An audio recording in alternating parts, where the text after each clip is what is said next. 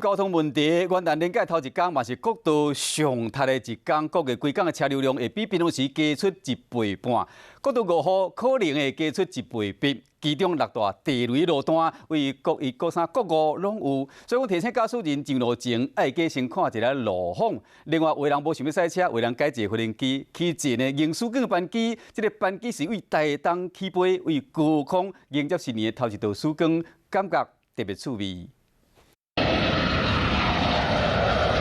2021的头一天，包机就伫透早5点出发，准备飞向天顶迎接新年的头一个麻麻光。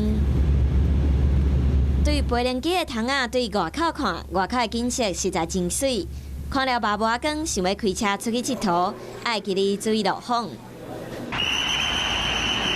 国道5号和苏花街透早6点就开始有真侪车，可能喺中昼了后车才会较少。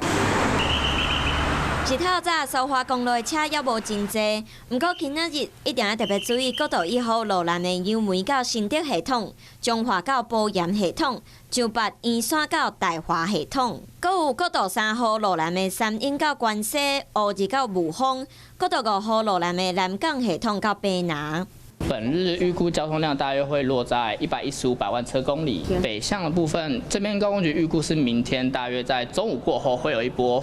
北返的车潮。高工局建议，国道1号、国道3号会使改行台61线，欣赏西滨快速道路的风景；国道5号会使行台2线或者是台9线，哪行哪省享受难得的年假。